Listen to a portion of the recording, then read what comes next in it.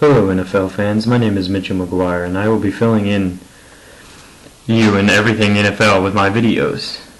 I hope to be very soon starting my own daily broadcast of what is happening in the NFL daily, kind of what like NFL Network does and NFL Live on ESPN every day. I hope to also be a broadcaster myself, but until then I want to catch you up in all the crazy world of football. This is the first video I am broadcasting. It is of all the NFL teams' rankings from 1 to 32 and a little bit about each one. The rankings of these teams are based off NFLs.com's 32 teams in 32 days, not my own, so don't get angry when your team's like really low and certain teams are really high. It's not really my point, just the views of the team are mine, not just the rankings are the NFL's. So, yeah. The first team I will discuss are the St. Louis Rams, who come in at dead last and 32nd. There's their helmets. I will do that for each team, by the way. Who had the first pick in the draft, actually, this year, and selected quarterback Sam Bradford, who I believe will be a big help for the team if they can get the weapons for him to throw to, since they got rid of a lot of the big targets. Also, the Rams will still have their power running back returning next year in Steven Jackson, who, if he stays healthy, I believe will have a very well-rounded year, because with the rookie quarterback, you kind of have to have a running back to kind of lean on, you know, in case he doesn't do well. So, yeah, that's the Rams. Goal. The team that comes in 31st, the Lions, who are still rebounding after the defeated season they had. Stafford really helped the offense out this past year by giving them wins and a well-off offense. I believe he will have another good year this year, with help from his wide receivers, Calvin Johnson, of course, and the other seasons he will have at his disposal. The Lions, I believe, will have another over 500 season, but we'll have to see how they do. But I'm not really sure until the season's over, so I'll have to wait and see. Coming in at 30th is the Cleveland Browns, the only team without a logo. Not even brown or orange. I mean, I don't really get it. The Browns, who actually had a pretty big offseason by getting rid of quarterbacks Brady Quinn and Derek Anderson to acquire quarterback Jake Delhomme from the Panthers. The Browns have been a struggling team over the past couple of years and are hoping to get back to winning again, like they used to back in the day when they were like the Cardiac Kids and stuff. Help from the big returner Joshua Cribbs and Jake Delhomme should help the team have a decent season this year. Coming in at 29th in the countdown is the Bills, who last year had all sorts of ups and downs in the game. The Bills fans, I believe, are hoping they can get back to their good offense and defense. Unlike last year when injuries pretty much crippled their chances of a playoff berth and major key losses pretty much knocked them out of any big wins to get them into the playoffs. Their only really key loss this year was T.O., who's now with the Bengals, if anyone just heard. So as long as everyone stays healthy, I believe they will have a very good season and win plenty of games. So, yeah, Bills, yeah. 28th, the Raiders, who are having a lot of issues. They just got rid of Jamarcus Russell due to off-the-field issues with drugs or something that he had. Justin Fargas, their running back, helped them big time last year on the running game. And I believe this year he will do the very same, helping them, their offense, progress and get points. The Raiders is a team I'm not really sure how they will do and finish, but it is a team I would say to watch very closely over the next couple of years, because they look like a team that could be pretty good once they improve with the quarterback and stuff. 27th, the Chiefs, Kansas City, who have their new quarterback in Matt Castle, who last year helped the Chiefs with some wins, but not as much as a Chief fan obviously would want.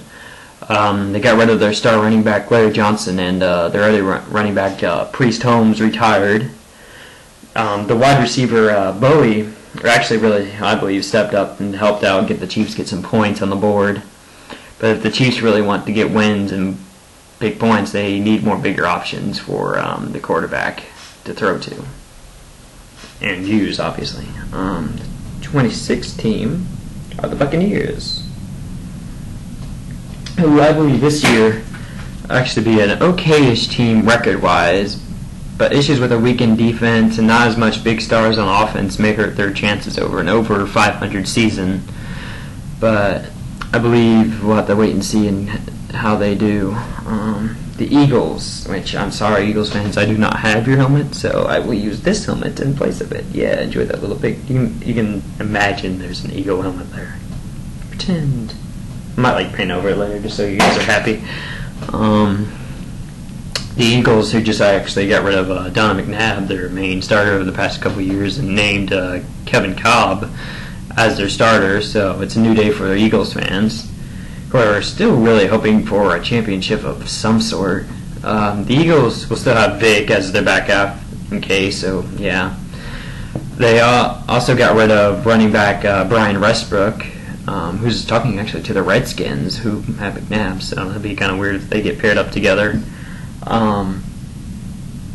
So they have to really hope McCoy can step up the game, and they have to hope their defense can create turnovers after the loss of safety Brian Dawkins and players like that. Number 24, where are they? There they are. The Jaguars. We're having a lot of troubles now as a team that used to be actually really amazing with a quarterback that only threw 2 picks and then just went straight downhill since and can't get back to winning unless they can show this season by using their weapons or offense to win. I mean, they still have Jones-Drew as a power running back to use, and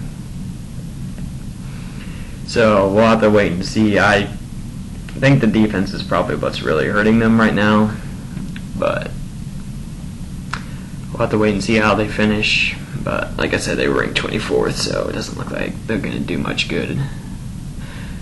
Especially after you see where all the other division players are ranked. 23rd, the Panthers, who I kind of talked about one player earlier with Jake Dahomey, but they did draft Jimmy Clausen to hopefully take over his plate as starting quarterback and win games for the Panthers. They actually signed him today for a 4-year contract. I forget how much it was for. I don't know off the top of my head. The Panthers' run game will be still the same with Stewart, and you also still have Steve Smith there, so it's still a weapon for Clausen to throw to for the Panthers. 22nd, who are the Bears, who I thought were kind of low ranked, but anyway, I can't really say anything. The Bears will be returning with Cutler as the QB, hopefully. Hopefully he will be productive and win and get the Bears back into the playoffs. He showed great progress last year, but as it went later down, it just kind of died. So if they can find that spark that won all the games, they should have a pretty good team this year, but I really don't know why they got so low ranked. I mean, I really don't know. I'm not the one that did it. I'm just kind of discussing each team. 21st, the Broncos, who did the shocking draft pick with Tim Tebow, and also got Brady Quinn off trades. They lost their talented wide receiver in Brandon Marshall, but other than that, they're pretty much the same Broncos with Elvis Dumervil and Champ Bailey as they're returning as their star defenders, and then you'll still have Stokely and your running back still on your team, so you should still be pretty well off offensively. I mean, you only lost Brandon Marshall, so it's alright. And I believe Orton will still be the starter there, but we'll have to see how he does this year. Cardinals. There you go, Cardinals come in 20th, by the way. Yes, you guys lost Kurt Warner, sadly, but don't worry, because you do have promising quarterbacks at your backup now. Matt Leinart, obviously, and then you got Derek Anderson now. I don't know which one will start yet, but I believe if Leinart starts, he will have a better season since he knows the offense and been really improving since he's first joined. The Cards lost a big-time receiver in Anquan Boldin, but still have an all-star and Larry Fitzgerald, obviously, and Hightower should have a pretty productive season in the running game, but as the running game usually tells, it's not really that top in the NFL. But it should be better than last year, hopefully. 19th, Skins. Another big off-season person. They've had issues with Albert Hainsworth, and then they also acquired Donovan McNabb, Willie Parker to their offense. I believe they can get their defense to step up and create turnovers and points. You may be looking at a playoff team, but if their defense doesn't get points and doesn't do much for them, you may be looking at a below 500 team. I mean, it's going to make that much of a difference depending on how well the defense does. So, yeah. 18. Dolphins. The Fins. The Dolphins got Brandon Marshall actually off trades, and will be maybe returning with that Wildcat office they have, but probably not. But who knows? They do have Ronnie Brown still unsigned currently, but I should see him having a deal here soon. So you fans, wow, I cannot talk today, should prepare for another offensive show by your Dolphins. Coming in at 17th, the Seahawks. Alright. We'll have Matt Hasselbeck back as their starter to run their offense, who actually are falling just short of this top 16 teams and at the halfway point, I believe, of this video. So I believe the Seahawks will be out to prove everyone wrong and have a pretty well-off year this year. So there you go, Seahawks fans. Coming in directly at the middle, number 16, the 49ers. 49ers swish. Okay.